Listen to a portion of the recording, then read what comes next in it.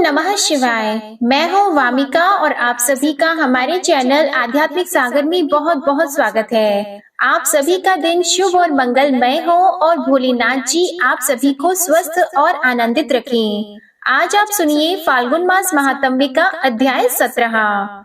श्री व्यास जी धर्मराज युधिष्ठिर से कहते हैं, जो लोग राम राम राम इस मंत्र का उच्चारण करते हैं, खाते पीते सोते चलते और बैठते समय सुख में या दुख में राम मंत्र का जप करते हैं, उन्हें दुख दुर्भाग्य आदि व्याधि का भय नहीं रहता। उनकी आयु संपत्ति बल प्रतिदिन बढ़ते रहते हैं। राम का नाम लेने से मनुष्य भयंकर पाप से छूट जाता है, वह नरक में नहीं पड़ता और अक्षय गति को प्राप्त होता है। इस प्रकार श्री राम जी ने तीर्थ उद्धार का सब कार्य पूरा करके ब्राह्मणों की परिक्रमा करके उन्हें प्रणाम किया और गाय घोड़े भैंस तथा रथ आदि बहुत से दान देकर वे सेना सहित लौट आए। क्रमशः अयोध्या नगरी में आकर उन्होंने दीर्घ काल तक राज्य किया। तब धर्मराज युधिष्ठिर ने पूछा, हे मुनि, कलयुग प्राप्त होने पर संसार में कैसा भय होता है? तो व्यास जी कहने लगे, राजन, कलयुग में लोग असत्यवादी और साधु पुरुषों की निंदा करने वाले होंगे। वे सभी लुटेरों के कर्म करने वाले तथा पितृ भक्त से दूर होंगे। अपने ही गोत्र की स्त्रियों से रमण करने वाले और चपलता के ही चिंतन में तत्पर होंगे। सब एक दूसरे के विरोधी, ब्राह्मण द्वेषी तथा शरणागतों का वध करने वाले होंगे। कलयुग प्राप्त होने पर ब्राह्मण वेद भ्रष्ट, अहंकारी, वैश्योचित आचार, कृषि, गो रक्षा और वाणिज्य में तत्पर और संध्या कर्म का लोभ करने वाले होंगे। शांति काल में शूरता की डींग मारने वाले और भय प्राप्त होने पर अत्यंत दीन होंगे। श्राद्ध और तर्पण से दूर रहेंगे। असुरों के समान आचार वाले तथा विष्णु भक्ति से रहित होंगे। दूसरों के धन हड़पने की इच्छा वाले और सूदखोर होंगे। ब्राह्मण बिना नहाए भोजन कर लेंगे। क्षत्रिय युद्ध का नाम सुनकर दूर भागेंगे। कलयुग में सब लोग दुष्ट वृत्ति वाले तथा मलिन होंगे। मदिरा पिएंगे और जो यज्ञ के अधिकारी नहीं हैं, ऐसे लोगों से भी यज्ञ करवाएंगे। स्त्रियां पति से द्वेष करने वाली तथा पुत्र पिता से वैर रखने वाली होंगे। कलयुग के क्षुद्र मनुष्य भाई से शत्रुता रखेंगे। ब्राह्मण धन संग्रह में तत्पर होकर गाय का दूध, दही और घी बेचेंगे। कली काल में गौएं प्रायः दूध नहीं देती हैं, वृक्षों में कभी फल नहीं लगते हैं। लोग कन्या बेचने वाले होंगे। कलयुग के ब्राह्मण वेद बेचने वाले होंगे। स्त्रियां 11 वर्ष की आयु में ही गर्भ धारण करेंगी। प्रायः लोग एकादशी के उपवास से रहित होंगे। तीर्थ सेवन में ब्राह्मणों की प्रवृत्ति नहीं होगी। ब्राह्मण अधिक खाने वाले और अधिक सोने वाले होंगे। सब लोग कुटिल वृत्ति से जीविका चलाने वाले तथा वेदों की निंदा में तत्पर होंगे। सन्यासियों की निंदा करेंगे और परस्पर एक दूसरे को छलने वाले होंगे। कलयुग में छुआछूत के दोष को नहीं मानेंगे। क्षत्रिय लोग राज्य से वंचित होंगे और म्लेच्छ राजा होगा। प्रायः सब विश्वासघाती, गुरुद्रोही, मित्रद्रोही तथा शिष्णोदर परायण होंगे। हे महाराज, कलयुग आने पर चारों वर्ण के लोग एक हो जाएंगे। यह मेरा वचन झूठा नहीं होगा। कलयुग प्राप्त होने पर सब ब्राह्मण स्थान से भ्रष्ट होंगे। वे बलवान पक्ष को ग्रहण करेंगे और पक्षपाती होंगे तथा वेद भ्रष्ट होंगे। प्राचीन काल में ब्रह्मा, विष्णु और शिव आदि देवताओं ने धर्मारण्य तीर्थ को स्थापित किया था। सत्य युग में इस तीर्थ का नाम धर्मारण्य, त्रेता में सत्य मंदिर, द्वापर में वेद भवन और कलयुग में मोहरख हुआ। जो मनुष्य श्रद्धा पूर्वक सब पापों का नाश करने वाले धर्मारण्य महात्म्य को सुनता है, वह मन, वाणी और शरीर से होने वाले त्रिविध पातक का नाश कर देता है। एक बार इसके सुनने अथवा कीर्तन करने से सब पापों का नाश हो जाता है। स्त्री हो या पुरुष, जो भक्ति पूर्वक इसे सुनता है, वह कभी नरक का दर्शन नहीं करता। ऐसा कहकर श्री व्यास जी वहाँ से चले गए। श्री सूत जी कहने लगे, हे तपोधनो, एक समय महातेजस्वी मार्कंडेय मुनि तीर्थ यात्रा का फल पाकर नर्मदा के तट पर बैठे हुए थे। वहीं उनका दर्शन करने के लिए बहुत से ऋषि महर्षि आए। पुलस्त्य, वशिष्ठ, पुलह, क्रतु, भृगु, अत्रि, मरीचि, कात्यायन मुनि, गौतम, शंख, लिखित, कात्यायन, शाकल्य आदि भी वहां उपस्थित हुए। उसी समय तीर्थ यात्रा का फल सुनकर धर्मपुत्र युधिष्ठिर वेद वेत्ता एवं ज्ञानी ब्राह्मणों तथा अपनी प्रिया द्रौपदी के साथ नर्मदा तट पर मार्कंडेय मुनि के आश्रम पर आए। वहां पहुंचकर उन्होंने भाइयों सहित 3 बार मुनि की परिक्रमा की और उन्हें साष्टांग प्रणाम करके बैठ गए। राजा को बैठा देखकर महामुनि मार्कंडेय बोले, हे नृपश्रेष्ठ, भाइयों और ब्राह्मणों के साथ कुशल से तो होना। युधिष्ठिर ने हंसकर कहा, मुनि, आज आपके चरणाबिंदों का दर्शन पाकर मैं कृतकृत्य हो गया।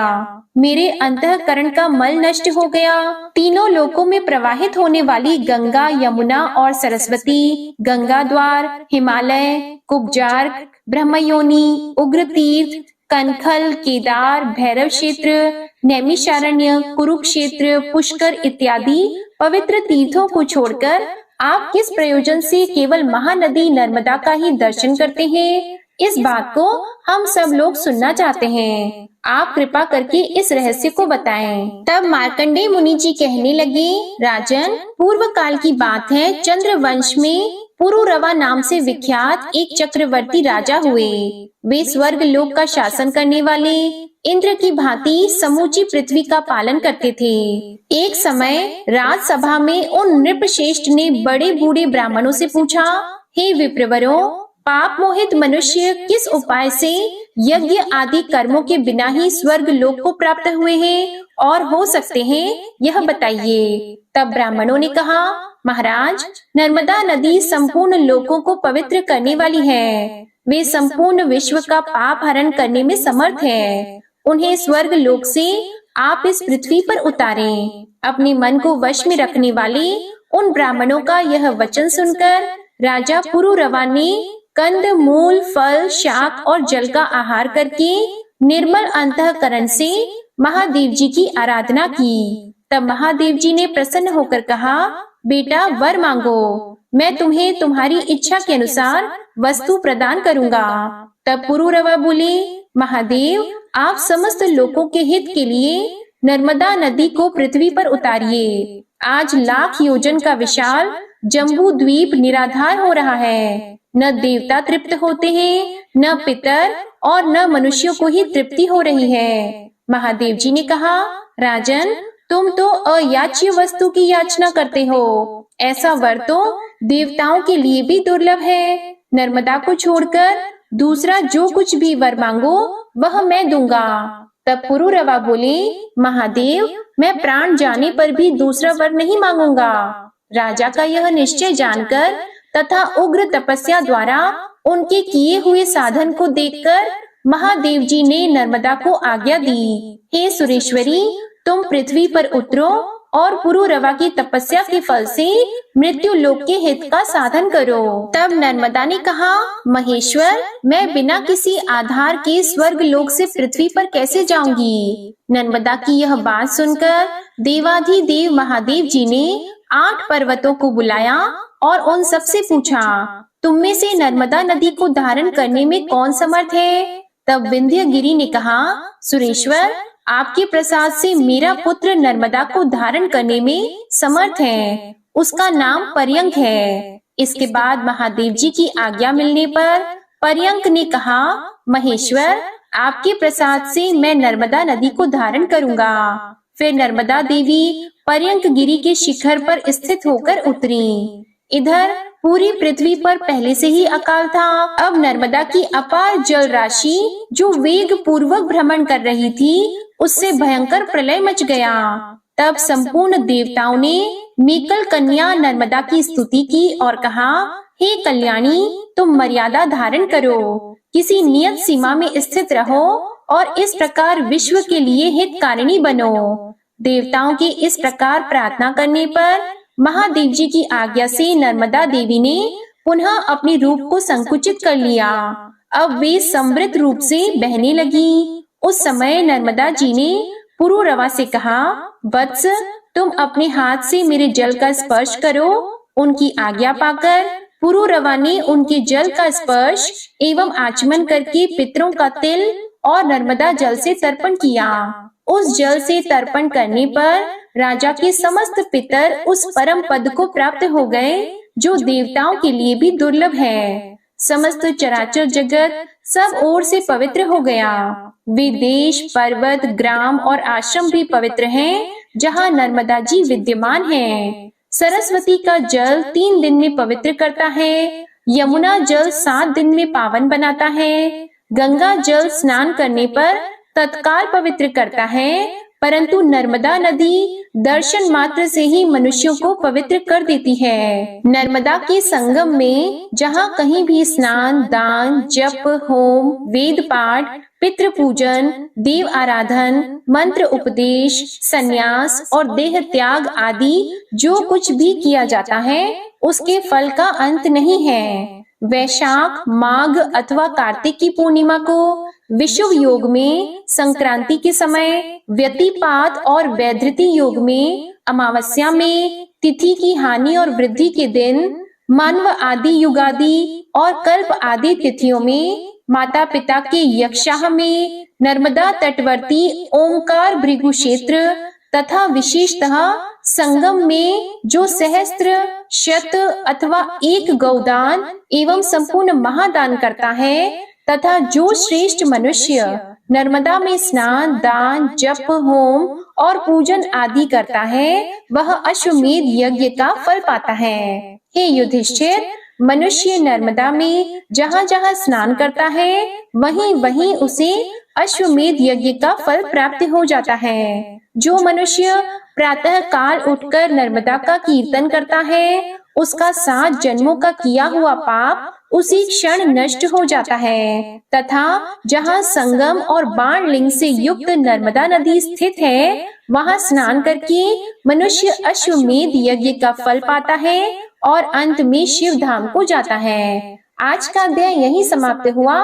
इसके आगे का वृतांत आप अगले अध्याय में सुनेंगे। अब आप सुनिए श्री शिव चालीसा पाठ। श्री गणेश गिरिजा सुवन, मंगल मूल सुजान, कहत अयोध्या दास तुम, देहु अभय वरदान। जय गिरिजापति दीन दयाला, सदा करत संतन प्रतिपाला। भाल चंद्रमा सोहत नीके, कानन कुंडल नाग फनी के। अंग गौर शिर गंग बहाए, मुंड माल तन छार लगाए। वस्त्र खाल बागंबर सोहे, छवि को देख नाग मुनि मोहे। मैना मातु की है दुलारी, बाम अंग सोहत छवि न्यारी। कर त्रिशूल सोहत छवि भारी, करत सदा शत्रु निशयकारी। नंदी गणेश सोहित कैसे, सागर मध्य कमल है जैसे। कार्तिक श्याम और गणराऊ, या छवि को कही जात न काऊ। देवन जब ही जाए पुकारा, तब ही दुख प्रभु आप निवारा। किया उपद्रव तारक भारी, देवन सब मिली तुम ही जुआरी। तुरत षडानन आप पठायहु, लव निमेष महामारी गिरायहु। आप जलंधर असुर सहारा, सुयश तुम्हार विदित संसारा। त्रिपुरासुर सन युद्ध मचाई, सब ही कृपा कर लीन बचाई। किया तपहि भागीरथ भारी, पूरब प्रतिज्ञा तसु पुरारी। दानिन मह तुम सम को नाही, सेवक स्तुति करत सदाही। वेद नाम महिमा तव गाई, अकथ अनादि भेद नहीं पाई। प्रगट उदधि मंथन में ज्वाला, जरे सुरासुर भय विहाला। कीन्ह दया तह करी सहाई, नीलकंठ तब नाम कहाई। पूजन रामचंद्र जब कीन्हा, जीत के लंक विभीषण दीन्हा। सहस कमल में हो रहे धारी, कीन्ह परीक्षा तब ही पुरारी। एक कमल प्रभु राखे जोई, कमल नयन पूजन चह सोई। कठिन भक्ति देखी प्रभु शंकर, भय प्रसन्न दिए इच्छित वर।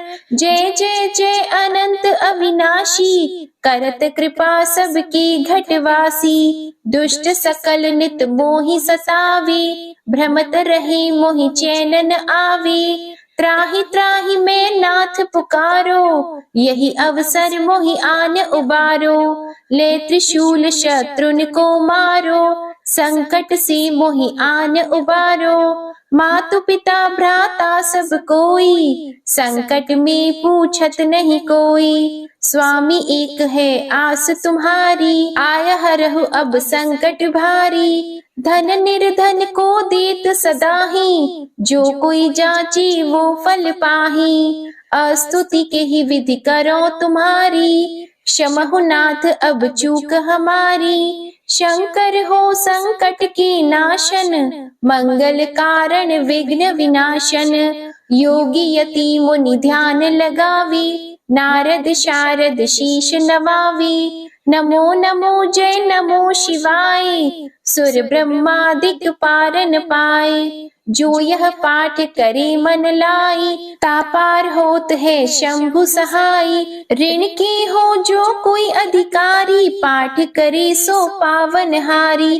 पुत्रहीन कर इच्छा कोई, निश्चय शिव प्रसाद तेहि होई। पंडित त्रयोदशी को लावे, ध्यान पूर्वक होम करावे। त्रयोदशी व्रत करे हमेशा, तन नहीं ताकि रही कलेशा। धूप दीप नैवेद्य चढ़ावे, शंकर सम्मुख पाठ सुनावे। जन्म जन्म के पाप नसावे, अंतवास शिवपुर में पावे। कहे अयोध्या आस तुम्हारी, जानी सकल दुख हरहु हमारी। नित नेम कर प्रातः ही, पाठ करो चालीसा। तुम मेरी मनोकामना, पूर्ण करो जगदीश। मगसर छठी है मंत्र ऋतु, संवत 64 जान। स्तुति चालीसा शिव ही, पूर्ण कीन कल्याण। शिव चालीसा समाप्त होती है। प्रेम से बोलिए भगवान भोलेनाथ की जय। आपको ये कथा पसंद आए तो वीडियो को लाइक कीजिएगा, शेयर कीजिएगा, कमेंट में भगवान भोलेनाथ जी की जय लिखिएगा और चैनल को भी सब्सक्राइब कीजिएगा। इसी के साथ आज आप हमारे चैनल पर बुधवार की व्रत कथा भी जरूर सुनिएगा। हर हर महादेव, ओम नमः शिवाय।